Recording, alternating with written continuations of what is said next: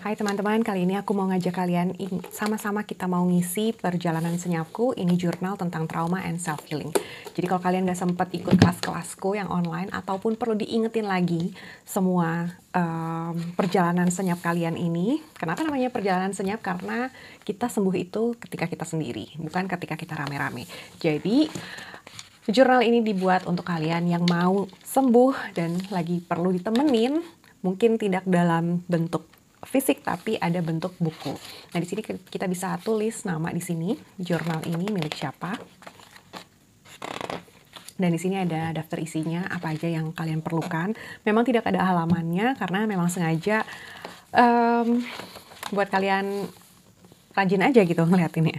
Nah, di sini ada semua tentang energi itu. Apa sih maksudnya energi itu? Kalian mungkin bingung, aku sering mention ya. Semua itu energi. Berpikirlah secara energi, perhatikan energi. Nah, di sini ada penjelasannya. Kenapa energi? Jadi kenyataan itu adalah proyeksi pikiran kita sendiri. Atau hal-hal yang biasa kita pikirkan itu akan menjadi kenyataan. Jadi kalau kita melihat sekitar kita itu seperti apa, ya itulah karena apa yang kita pikirkan itu mewujud menjadi apa yang kita alami sehari-hari.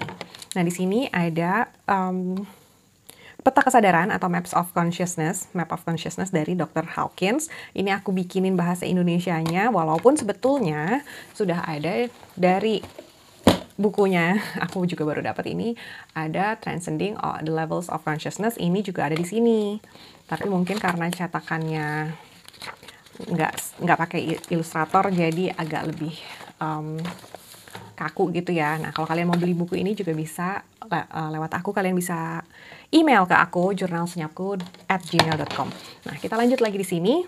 Ini kurang lebih tabelnya. Kalau yang di buku tadi lebih lengkap penjelasan setiap level ini, itu akan dijabarkan satu persatu.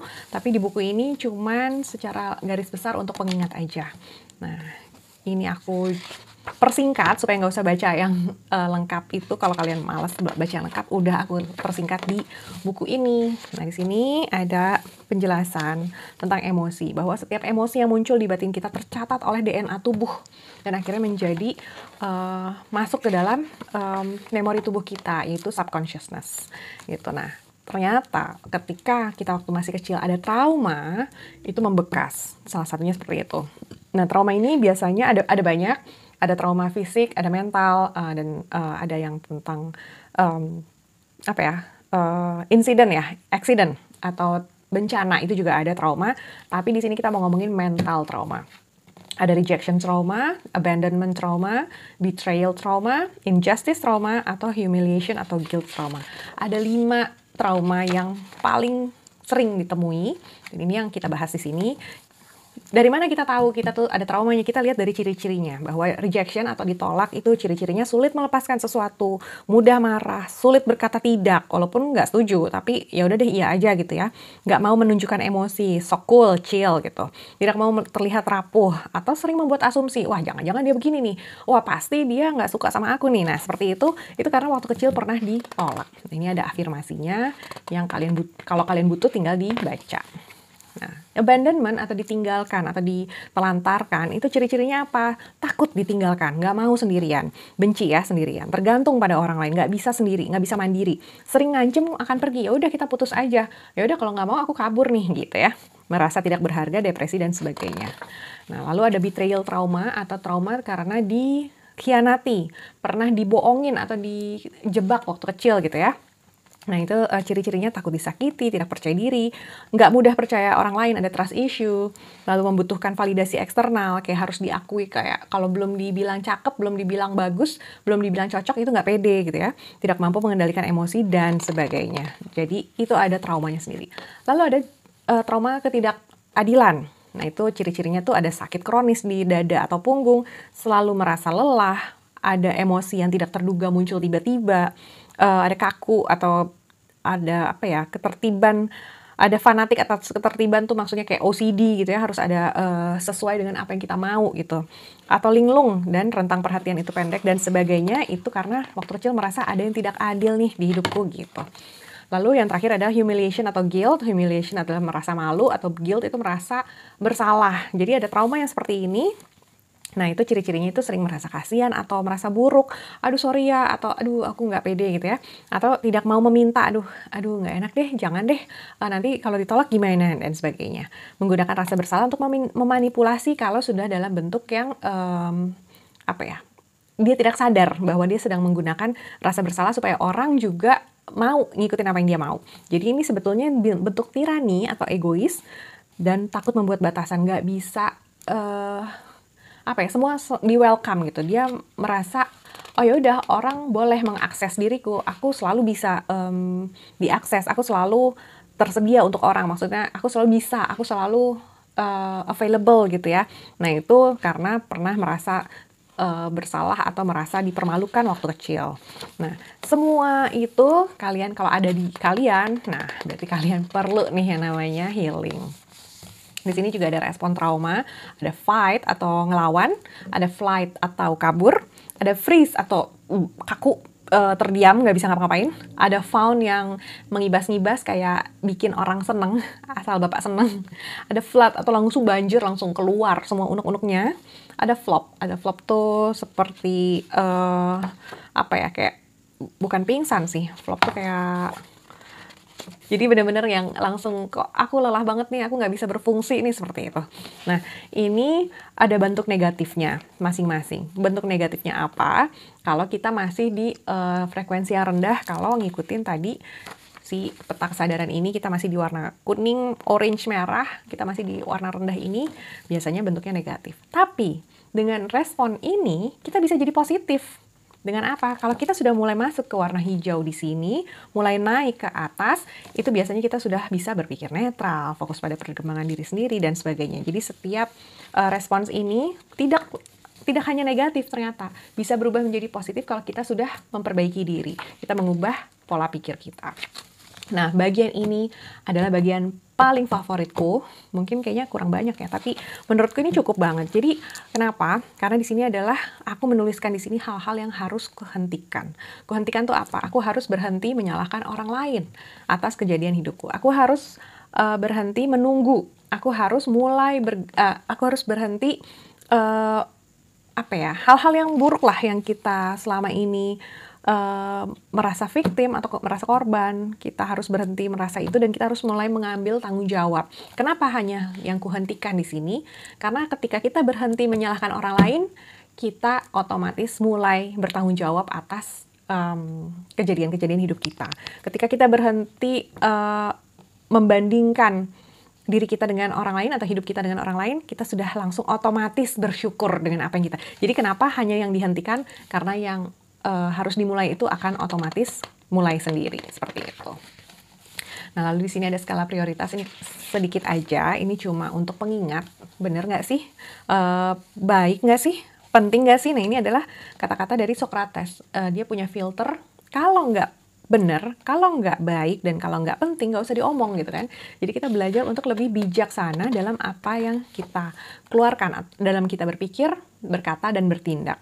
Nah, di sini ada matrix decision dari Eisenhower. Kenapa ini aku masukin?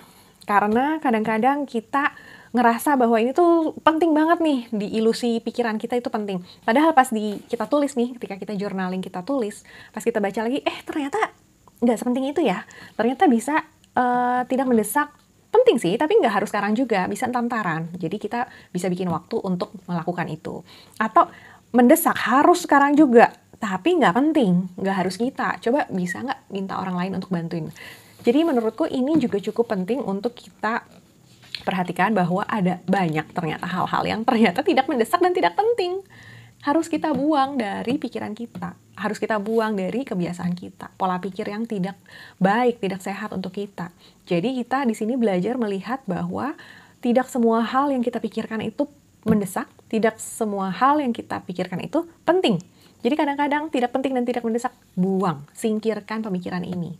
Ini sebabnya ada matriks ini supaya kalian belajar untuk melihat skala prioritas dari apa yang kalian pikirkan. Nah, di sini adalah latihan berpikir netral. Ini adalah jurnalnya, dimulai dari sini. Kalian bisa isi tanggal di sini. Ada tanggalnya. Apa yang kupikir sebagai masalah? Oh, hari ini aku dimarahin oleh bos. Ini adalah masalah buatku. Emosi yang kurasakan adalah mungkin marah atau malu. Aku malu bisa diomongin seperti itu. Walaupun tidak ada orang lain ketika itu hanya berdua sama bos, tapi aku malu. Atau aku marah. Atau aku sedih, kok aku bisa. Nah, apa emosi yang kalian rasakan ini bisa ditulis di sini. Nanti akan bisa kalian gali lagi kenapa merasa malu. Alasannya kenapa. Nah, pendapatku, ya mungkin bos tidak perlu marahin aku seperti itu ya. Mungkin dia bisa ngomong lebih baik. Seperti itu. Kadang-kadang kita punya pendapat yang tidak sempat kita ungkapkan, tidak sempat kita ucapkan pada orang yang bersangkutan, tapi kebawa dalam pikiran sampai nggak bisa tidur. Kadang-kadang penting untuk ditulis di sini, dituangkan dalam bentuk tulisan supaya lebih konkret, lebih nyata, dan lebih setidaknya nggak jadi unek-unek lagi gitu. Nah, ini juga yang favorit aku adalah fakta yang mungkin tidak terpikirkan olehku. Apa nih faktanya di sini? Aku mau mengajak kalian semua, kita semua untuk lebih berpikir dari semua sisi. Mungkin dari sisi aku adalah pendapatku ini nih. Emosiku, apa yang kupikir sebagai masalah, ini kan dari sisi sudut pandang kita. Tapi dari sudut pandang lain mungkin ada yang kita miss nih. Mungkin bos udah mencoba ngomong sama aku, tapi selama ini aku tidak paham atau aku ignore. Makanya dia tadi ngomongnya lebih tegas. Mungkin aja seperti itu. Mungkin selama ini ada teman-teman yang udah ngomongin, teman kantor misalkan.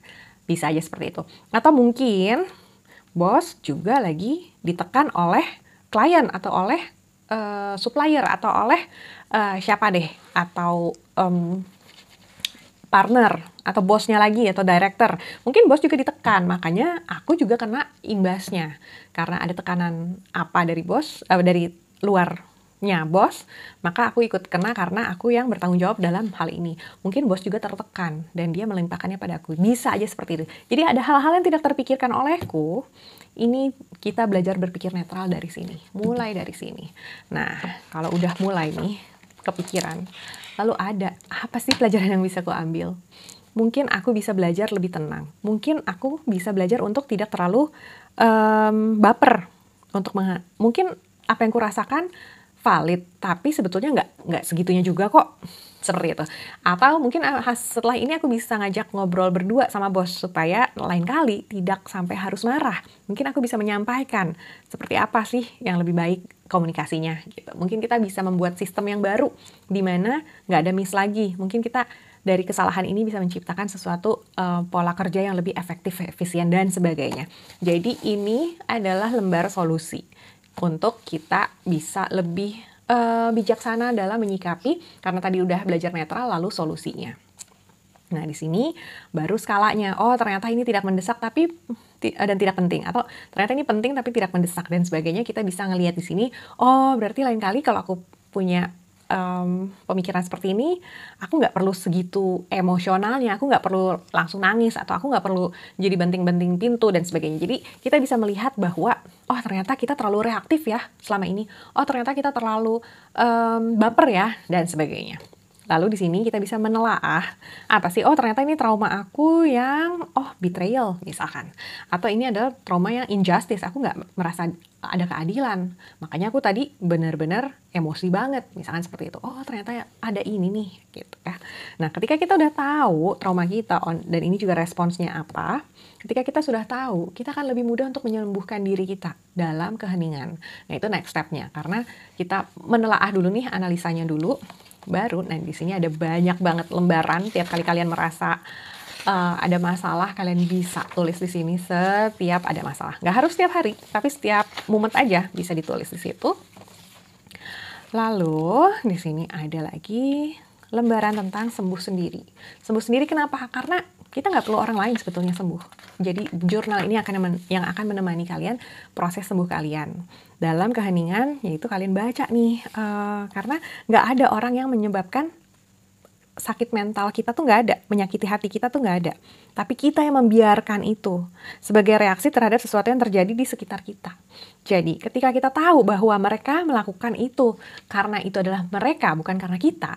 Kalau kita baper atau kita yang reaktif, itu adalah kita. Bagian mana nih dalam diri kita yang harus disembuhkan? Jadi seperti itu.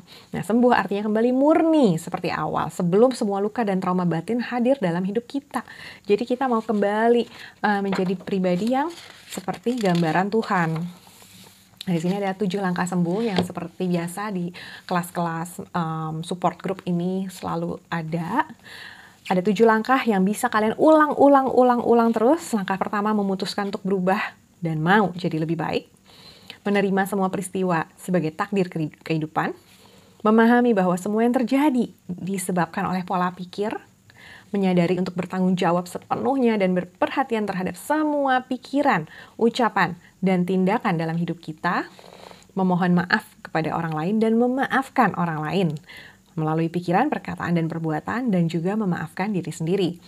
Lalu berterima kasih kepada orang lain telah menjadi pelajaran hidup kita dan membuat kita semakin memahami rahasia kehidupan.